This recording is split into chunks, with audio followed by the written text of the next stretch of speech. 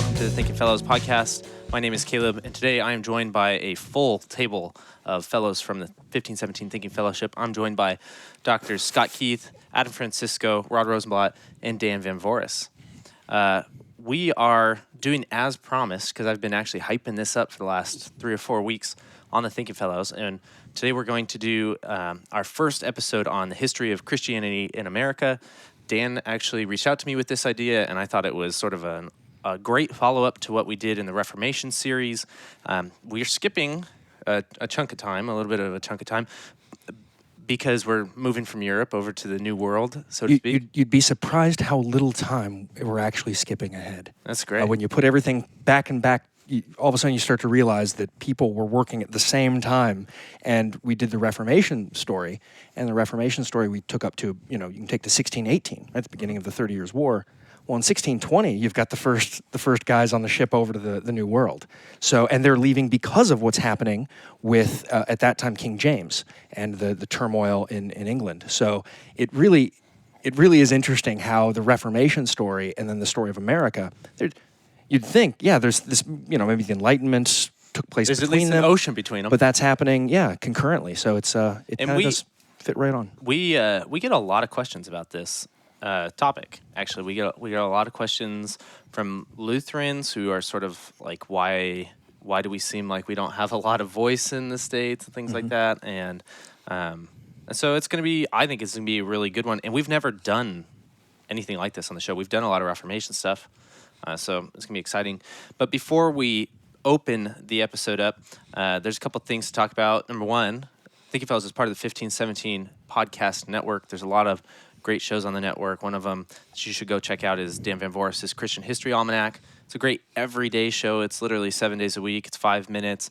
It's a great little couple stories in history and then a nice piece of prose or poetry or hymnody to close out the episodes. It's fun. It's relaxing. I think everybody should go check it out. And we have a couple other new shows on there as well. Again, 1517.org/podcast. And then the other big piece of news here is we have less than 100 tickets left for the Here We Still Stand conference down in San Diego that 1517 puts on every year. If you want to join us, if you're a listener on the podcast network, you can actually get $25 off your ticket there.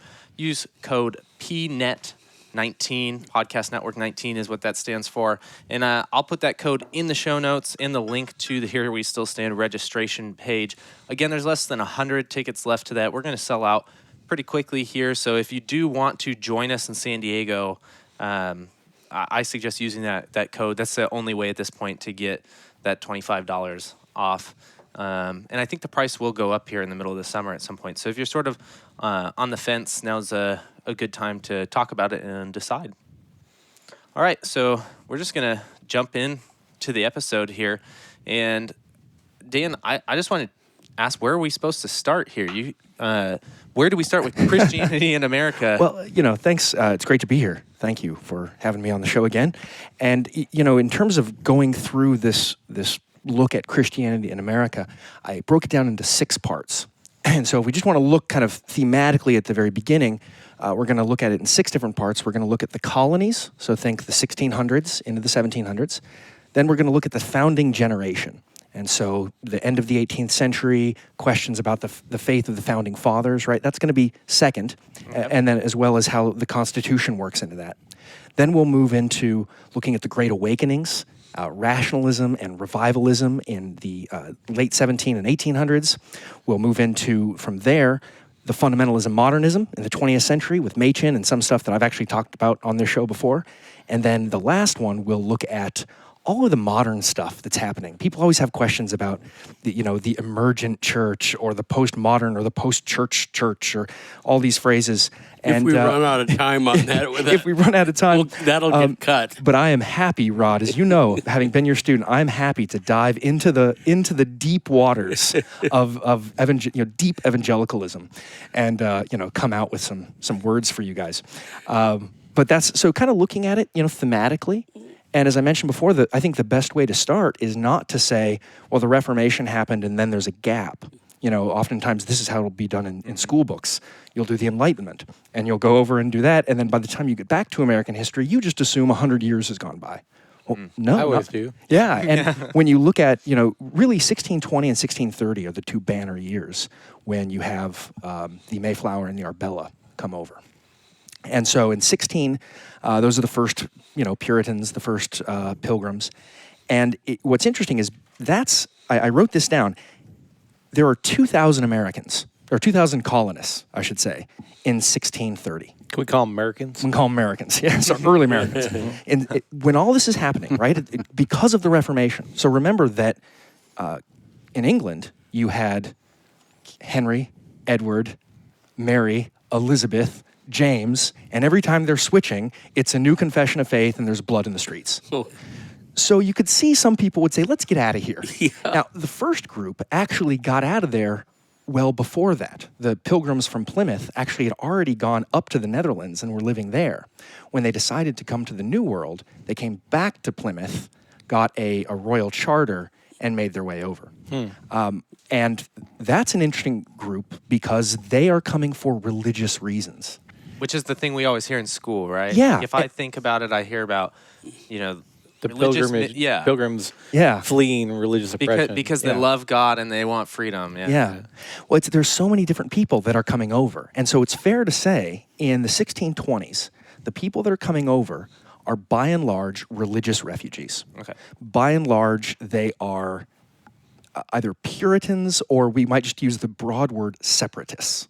And the separatists meant, the Puritans who wanted to reform the church more. It meant, the Mennonites. It meant the Quakers. Basically anyone who wasn't at that time a part of the High Anglican Church because they had moved to High Anglican. So in that era, that's the first 2,000 colonists, and they've got various very strong religious views. Adam, I know we've taught a similar class at Concordia where we had our students read a model of Christian charity, which is kind of the big text. If you're looking for the ur text of American religious history, you want to go to a model of Christian charity. And it's a speech. It's 2 pages long. And in that, you have a very clear, hey, this is why we're coming to America. This is why we're coming to the New World, and this is what we plan on doing. For a historian, nothing is better than someone saying, here are our intentions. Yep.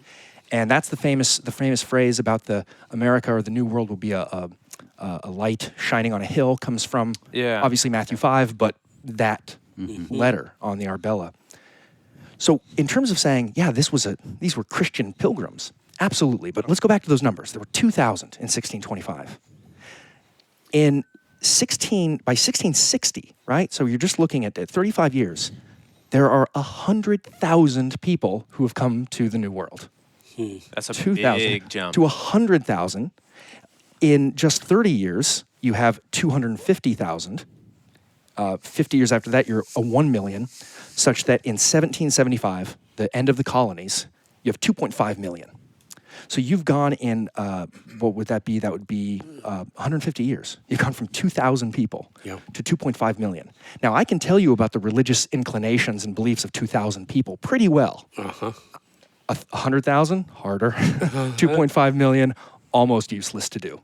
So it's not to say it's, not to be cynical and say we can't know anything, but it's just to say there are so many people with so many different beliefs that it wasn't a bunch of people walking arm in arm, confessing the Westminster Catechism or something, Right. as much as we might think of that. Now, at the same time, there are leaders, and the leaders are going to be important, and we'll talk a little bit more about the Founding Fathers on the next show. But were the colonies set up for a Christian reason? Yes, initially, and then it grows. Especially up in New England. What about like Jamestown? That's more Anglican, sort of mainstream Anglican. Yeah, absolutely. Yeah. Yeah, oftentimes one of the easiest ways you can do it is you look at the name and then see if it corresponds to that king, Oh, what their Jamestown, confession yeah. of faith is. Yeah, so Jamestown, Maryland, which is not Queen Mary, but is King Charles, Catholic King Charles' Spanish wife. So Maryland, is Spanish Catholic. You can kind of, Virginia is, it's the Virgin Queen, which was Elizabeth. Queen Elizabeth. Yeah. Yeah. So, and she was Protestant.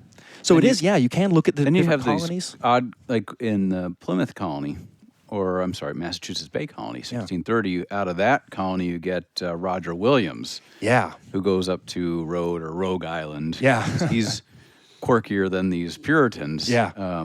Roger Williams is one of these guys who says, "Oh, a land of religious freedom? I'm there." And they say, "Hold on a second. We didn't mean that." And that's, Roger Williams, he's the radical, at least at that time period. The interesting thing is it's his ideas that probably have the more influence on informed America than our notion of church and state more than any other of the earliest. Absolutely. Roger Williams, famous for a couple things. He, the idea of a hedge instead of a wall between the church and state to protect the church from the state. Right. That's much more how we would come to talk. Yeah. Whereas, a light shining on a hill, not, especially as Lutherans, we all shiver, but that's, not quite the same thing. This is off topic, but I think today you can see that most people interpret the separation of church and state as protecting the state from the church. Exactly. Yeah. Yeah, and that wasn't the case. Yeah. Roger Williams, interestingly, it was him and a woman, Anne Hutchinson, and they were booted out of the Massachusetts Bay Colony. And what were they booted out for? The official charge? Antinomianism. Oh my Lord. And why did they say antinomianism? It had very little to do with what they were actually teaching, but that was a charge that stuck. That's sometimes the case. I've never heard that happen before. Yeah. There's a great in Dearman McCulloch's book Christianity, big. The first 3,000 years, or is Yeah, exactly.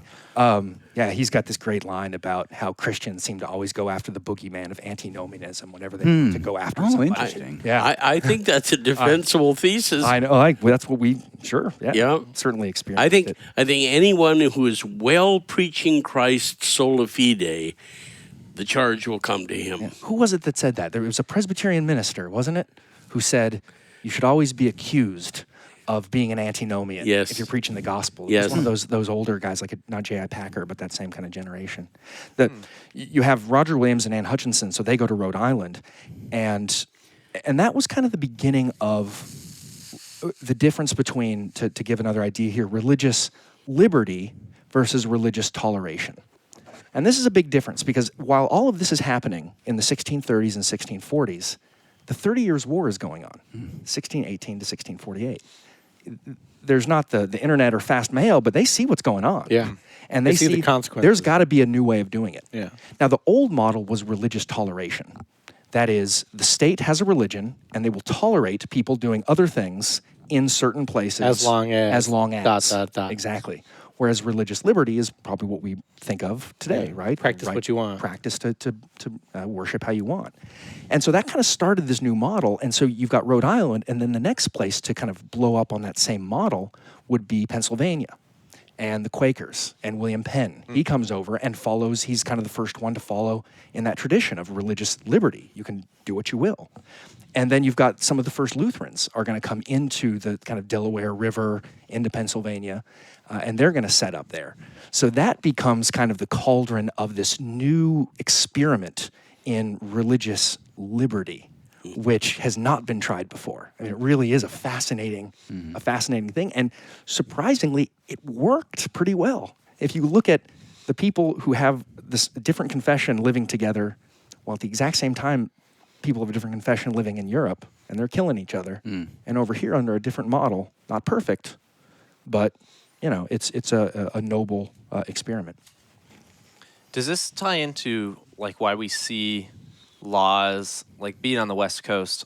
It appears less laws seem to have religious background. Well, here. fewer blue laws. Yeah, fewer blue laws, and I think most of it probably is alcohol. Like where and when and how it can be sold and things like that. Yeah. Compared to, like when I went, I've been to Pennsylvania a couple times, and my in-laws were from there, and they came to California, and my mother-in-law was surprised where you could buy alcohol. Yeah. Out here and things like that. Yeah, blue laws are interesting, and they do go back, and the blue law is a reference to the Puritans who would wear sort of blue ribbons, or they have a blue ribbon. So it was the blue law, it was a Puritan law. Interestingly, most of them went away, and the drinking ones came back During after Prohibition. Prohibition, Sure. Because when the government gets some power, right, and they have the ability, oh, okay, we'll give it back to you, but we'll give it back to you. Well, yeah, and they negotiated the return of prohibition Yeah, under exactly. the overturning of prohibition under certain circumstances. It's crazy. Man. Yeah, it's a wild story, but in terms of the places being closed on Sunday and other places, that comes right out of this background of I think an uneasy understanding of church and state, and one that doesn't really reflect that much the founders, but seems to really reflect the people on the ground, because that's just what happened. That's just kind of what occurred.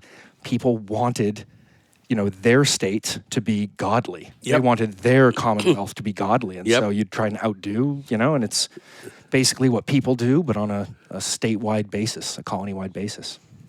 So you talked about lots of sort of a difference religiously between a lot of the people and the growth here and Yeah. the leaders. Yeah.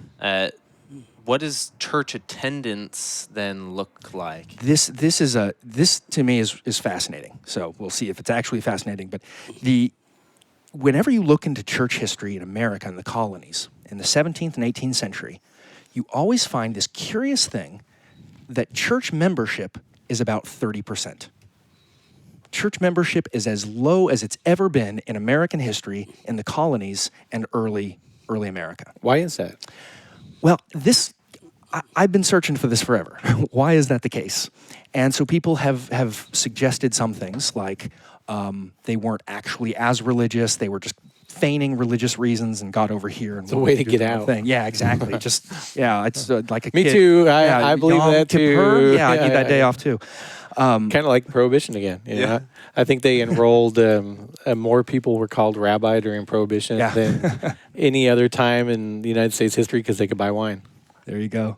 It's but what I've sort of come to in looking at different numbers, I think what we've got to distinguish is church membership versus church attendance. Yeah. Because one of the things that these early Puritans, they were fascinated with the idea of covenant. Now, this is going to come right out of their theology, right? The covenant theology, not only is their way of looking at Scripture, but it's their way of interacting with one another. And they believe that they have these various godly covenants. With regard to church membership, to be a member, you had to be able to stand up in front of the congregation and say things like when you had your conversion experience. Yep. Right? You had to have these things. And so and you'd go under church discipline, which was, as hard as anything. So it would be much more convenient to not become a church member and simply go. Because then you'd stay away from, some of the things. I mean, it was really an interesting, so church attendance, everyone went to church. Now also, the churches tended to be owned by the states themselves. And in the states themselves, the church property would be more almost as civic as religious. So you go to church on Sunday because that's where you'd see people. That's where you could get in touch with that guy or that guy and you're doing business. So attendance was super high, higher than it's ever been. But membership as low as it's ever been. Wow. And I think that's an interesting, it just tells you, you look at, who was president? James Polk, Eisenhower never became a member of a church until he finally became president. Right. James Polk was baptized on his deathbed. You have all these interesting, today, it seems everyone's a Christian and no one goes to church and no one's a member. Yeah. It's the exact opposite. Back then, everyone went to church. And if you didn't believe, you just kept it quiet. If you were a deist and there wasn't a Unitarian church and that usually wasn't, you'd keep quiet. Because although they said religious liberty, some of the Unitarians were pushing it for some of the people. So it depends where you lived as well. The networking aspect of that has definitely not left us. No, absolutely. And this goes back to the Middle Ages. I mean, the church in old towns, if you go to the center of the town, it's the church. And outside that, usually the graveyard, because this is the center of everything. And they believed in many ways that the altar was, actually emanated grace, at least in the Middle Ages, right? So you'd want that as central as anything. You want to be as close to it as possible. Too. Absolutely, yeah. Great stories. I mean, not great stories, but stories about what do we call them? Women of the night who would wait outside of churches because that's where they knew people were going to be coming out of. Oh. And this is sort of late medieval, and this is part of a world we don't understand, but when you want to look at some of the corruption of the church, that's always something that's pointed out. There's a historian named Graham Wood. I think he's a liberal Anglican or something like that. But he's got a book called A Short History of Secularism, and he argues it's really interesting. He says these folks around complaining about the decline of the church today. He argues that's only because we compare today's numbers to the really high numbers in the Victorian era. If you look at the long view of church history through the Middle Ages back to the earliest church attendance, church membership, relatively low. Like the numbers, church attendance today is about percentage-wise about the same as it was in the Middle Ages. I think the same thing all the time within Lutheranism, where I think we have people that are still alive that remember what attendance was like in, say, the 50s and the 60s and sort of the heyday of denominational Christianity in America, and they look back on it and we think that there's a lot of decline. One of the ways I'll say this when I go out and teach is that you're witnessing a lot of mainline denominational decline, but I don't think there's a ton of evidence for a great decline in the number of Christians. Some people think it's coming, but... Well, up until recently, you essentially had to be a Christian for many things, right? Yeah. Whether it was public life. I mean, Kennedy was a Catholic, and that was big news. And so I think it used to be that even if you didn't believe, you went on Sunday in the 50s and 60s to show you weren't a communist, if nothing else. Yeah. And it was, very much kind of the social club. If that's going away as a Christian, I don't mind. I can, all right. Right. Yeah, I don't mind either, but I do think it's a reason for decline. Yeah, and so people say, the numbers are so low. Yeah. It's hard to tell. In the 50s, when we look at church membership, and just as this early American and early colonial thing shows us, when we start looking at membership versus attendance, it's really difficult for the historian to say, this is how many people are going to church, let alone this is how many people actually believed. Yep. Oh, heaven. That's just not what we do. Yeah, good luck. But it's very helpful for modern, prophets of doom to just, let's see. Oh, yes, everything's going to hell. Everything's falling. Everything's numbers are going down. Well, that's a way of looking at it, I guess, but it's hard to compare it to something. I think in Ben Shapiro's interview of William Lane Craig a couple weeks ago, he talks about how the middle is emptying out, whereas the evangelical, in a sort of a classic sense of the term, they're all sticking around. But those who are part of these big denominations, they're either going to evangelicalism or they're going to I don't shed a single tear over mainline hemorrhaging. I don't. Yeah. It's surprising. Yeah, there's nothing going on anyway that has any sort of salvific character to it. Why should I? Well, there's the question, why should I go?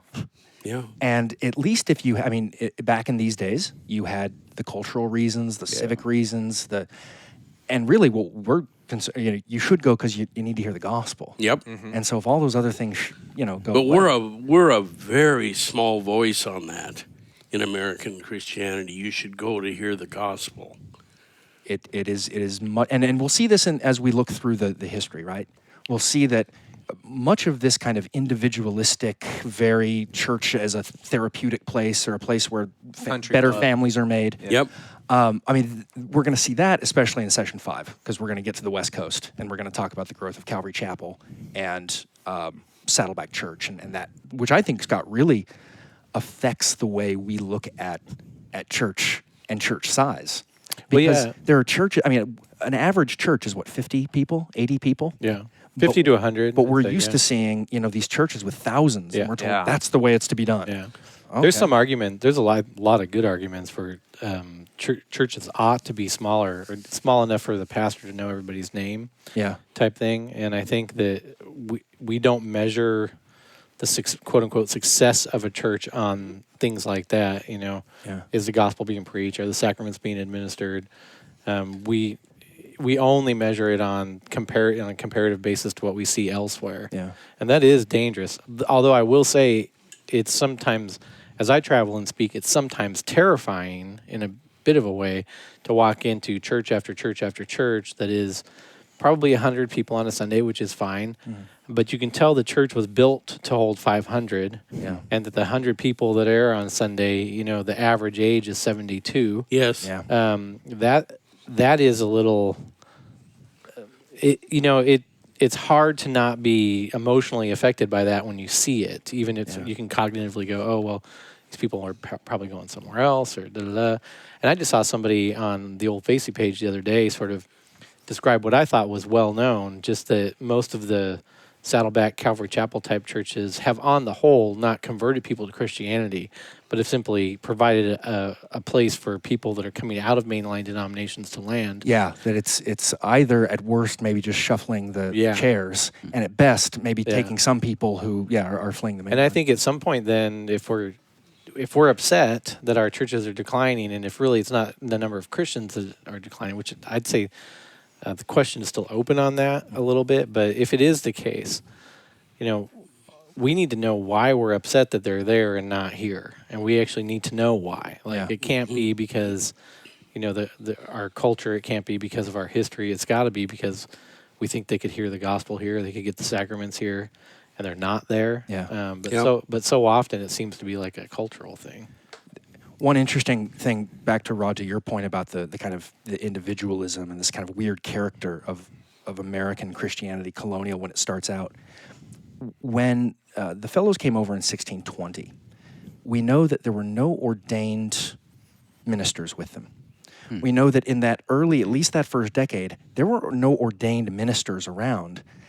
And while that might not trigger anything for us today, what it meant for them is they weren't taking the sacraments because they still had the belief that only that guy got to do the sacraments. Oh, interesting. So you're living in a place without that, so you just do without. And most of them are coming over from Anglicanism, right? Well, yeah, Anglicanism, and over here they become kind of Congregationalists. Yeah, that makes sense. And so you have this church that's built on a foundation that's but sacramental. Yeah. And I think when we trace that, and then we start to see what makes this a weird place. Yeah, it lost half of the goods, coming over. Steve Paulson's line at Here We Still Stand a couple years ago, America was invented to destroy baptism or something like that. Yeah. And I think that's worth pointing out, that there was this kind of, we'll do it a different way. And while that may have worked out politically or for various things, innovation isn't what the church really does.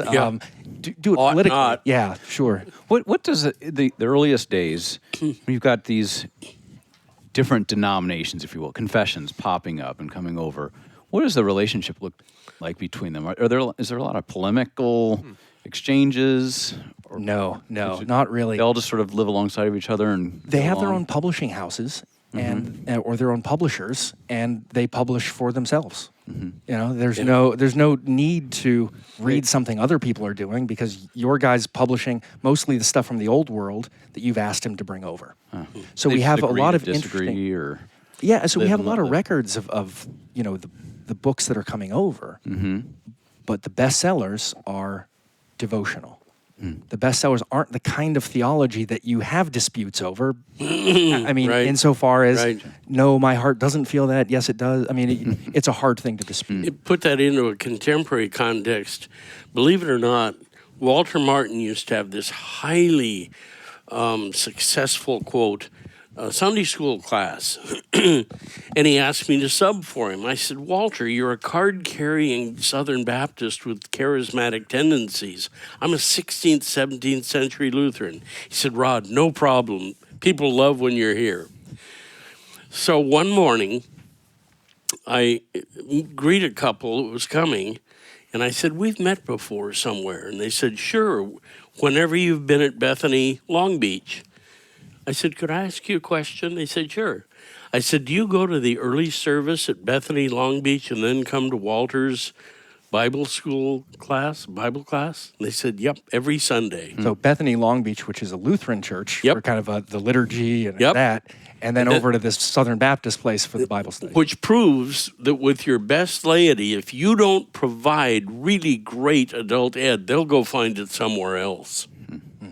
What's interesting, these colonial figures we're looking at are probably, this is the most literate society ever, right? I mean, in terms of the people that could make it over, they're people of the book and a book, and wasn't it high 90s? Easy, yeah. I mean, it really is. Some of the original couple 100,000 colonists, it was like the high 90s. So if you look at, people say this founding generation, how did so many people just come out of this one little generation? Well, they were a dang literate group. Yep. Education was high up there. They were, biblically literate in a way that, so, I mean, even say the city on the hill, that so many of our things have this religious connotation. It sounds, we've got things in state and church that sound similar, and it's because it was all part of their world, and it was much more mushed together. And it's not just literate in English. It's Latin, Yeah. Greek, Yeah. and Hebrew. There's a fairly famous diary from some farmer who writes just his day-to-day affairs. He talks about how he gets up in the morning and has, I think it's broiled milk. Then he reads a bit from Homer in the Greek. Or the next day he's reading something from the Psalms. And It sounds like my morning. and then, I mean, it's just real matter-of-fact, kind of drab description, but you're like, what the heck? Yeah. Then he talks about, and then I rogered my wife, and then it goes on. You're like, what the? It's in the diary. It's clean. Why are you reading diaries? Well, it's a great way of understanding understand what people are popular doing. life. But yeah, you think of, funny. I think of like old-timey people, an old farmer, and these were by our standards pretty sophisticated people. That's interesting. Very. And so I think sometimes that's another flaw of the historian who will just look back. Well, obviously they were the unwashed masses. Yeah. Yes. They don't understand what we get today. Illiterate Oh. farmers. Yeah, though he was reading Ovid over breakfast. Like, Yeah. I think he's got the brain cells to work this out. So it's important that we take what we have of them very seriously and look at it and not just assume, it's some half-baked, 17th century idea about religion. Yeah, even if you read the Federalist Papers or the Anti-Federalist Papers, the biblical allusions were necessary in order to communicate. That Montgomery makes that point in his Shaping of America, how you find all sorts of biblical references, even, of course, amongst the deists and other more secular-minded people. He says, but in order to communicate to Americans, they had to use biblical allusions, whether they believed it Yep, or there or was not. substance behind it. Well, all of this kind of comes to a head in 1689, and that's kind of one of the big early years. And this is the year where the Toleration Act is passed in England. And so the Glorious Revolution has taken place in England, and they've just gone from Tudors to Stuarts, war, and now they're bringing in William of Orange from the Netherlands. They're going to cool everything out in England. They do for quite some time. That's 1688. 1689, the Toleration Act goes into effect in all the colonies. And this kind of opens the floodgates for all things. And in some ways, it's kind of starts a hysteria. Because at this time, when we have the dissension laws loosed, everyone can do what they will. And what starts then? The Salem witch trials. All of this stuff is 1693. So No tolerance for witches. yeah, exactly. Hey guys, let's let everyone do what they want. Whoa, hold on a second. Once again, not that far. And the witchcraft, craze, which was short-lived. It's an interesting story, but it really, it shows us some of the hysteria of the age. But interestingly enough, it does actually work itself out that Cotton Mather, the Puritan, he ends up coming to the defense not only of the women and the one man and the one dog who died, but also, there's 14 women, Not one the man, dog. and one dog. He actually came to their defense, and it's been argued that the modern sort of judicial system in America comes out of trying to correct the problems that led to that. And it comes out of the Puritans at Harvard. So just another one of those kind of interesting, you think of Mather as maybe an old-timey, Puritan, but he's actually working with the political machinations to do stuff. Well, cool. So any other, it's not the end of the episode, but any other big names or themes that we need to hit before we move on to the founders? I think the idea of the established church is just something to kind of have in your brain, especially when you get to some of the language in the Constitution, the language of the fathers later.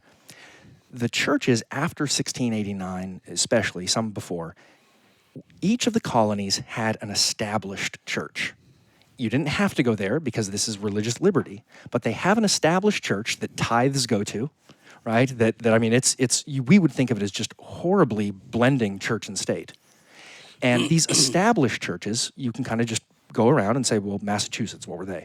Congregationalists. Okay, what was, Pennsylvania or Connecticut? Okay, Anglican. And it was this relationship between church and state, which I just don't think we know. That's what happened in America. And as a matter of fact, after the Constitution was ratified, after the Bill of Rights was ratified, Massachusetts still had an established church. For decades. Until the 1830s. People were still paying their taxes, and it was going to this denomination. Yeah. So it really shows you that the change that we made, it wasn't like just out of nowhere. I mean, it comes right in this context of everything that's happening. I've always quoted on church state, the idea I got was we're not going to reestablish what we had in England where there's an American Christianity. The answer is no. But that may be naive on my part. Well, I think American Christianity, we said we don't want English Christianity. Right. Interestingly, American Christianity really waits until the 19th, 20th century, right? And there is an American Christianity. But they didn't want the colonies as a whole to be stamped with one denomination. Right. But if the colonies themselves, Said, states "This is our themselves said, this is what we want to do, well, their reading of the Constitution said, well, they can do that. Boy, that's And that's marvelous. just an interesting point. Does the end of that type of thing come in with some of the immigration that brings in a lot more religious pluralism Absolutely. into the States? Yeah, and the 1830s, when all this ends, you see the uptick of Irish and Italian. Yeah. And this is kind of the first wave of kind of anti-immigrant fever or what have you in America. And so a lot of things are, the population is far too diverse to say, essentially this colony or this state. Well, and eventually even some Chinese immigration that's somewhat significant. Yeah. West Coast first and then a little bit Yeah. into Pennsylvania. Pennsylvania is the kind of crazy place to see all the people come together and try to have to figure it out. And they actually did not a bad job. Well, great. Well, we're up at time if you want, Dan. If you, again, there's some freedom here. Were there any books or anything that people might be familiar with or should know about? Sure. Yeah, no, in terms of books, Adam, you could help me with this. There's a guy, Gordon Wood, who's got a lot of little books that kind of deal with revolutionary topics. I know that's a little bit more of the next class. Dearman McCulloch's book, Christianity. The first 3,000 years. Justo Gonzalez, Christianity. Just one, I forget the think author, they do, it's The yeah. Churching of America. Just focuses in on the American Christianity from the earliest days. And they deal a little bit with the colonial era, but one of the names you can always go to is Mark Knoll, N-O-L-L. Yeah. Yes, on anything. He just knows his stuff. George Marsden is another guy who's written a lot on kind of theological history, and that's one of the things. Just in terms of looking at books, is there are a lot of different ways and different lenses people are going to look at the founding and the colonies, and so don't just assume every book is going to deal with their theological positions. So it does you well to kind of look inside. Well, I think Dr. Montgomery's The Shaping of America is worth adding. Shaping of America, and that's on 1517. Yeah. Yep. Roger Fink, Rodney Stark. These are the names you're talking about, Adam. Yeah. But as we go through this series, I'll make a list of just some of the ones that are just really basic, and help out though. So it's probably worth saying that we're going to later talk about the Great Awakenings, and we're going to mush the Great Awakening 1 and Great Awakening 2 kind of Into together. one. The first Great Awakening took place before the Constitution, after the colonies were kind of settled, right? So go 1730 to 1770s. And that's the first Great Awakening. The names there are Whitfield and Edwards and the Wesleys. And you can, and we're going to talk about them later, but just so you know when they're existing, it's right in this little pocket. And we'll pick them up later when we get to the 18th century a little bit more and the other Great Awakening. Well, cool.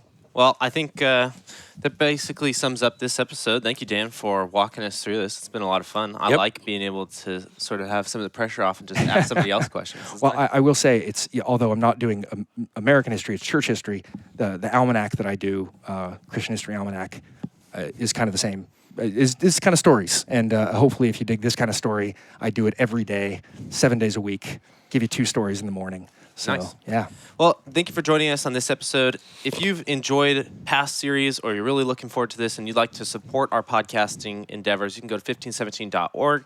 There's a donate button up at the top. We really do rely on people's donations to the network in order to continue to produce content like this. So we really do appreciate those of you who do support us. And if you aren't yet, I would ask you to please consider doing so. All right. Thank you for this episode. We'll catch you next time. Bye.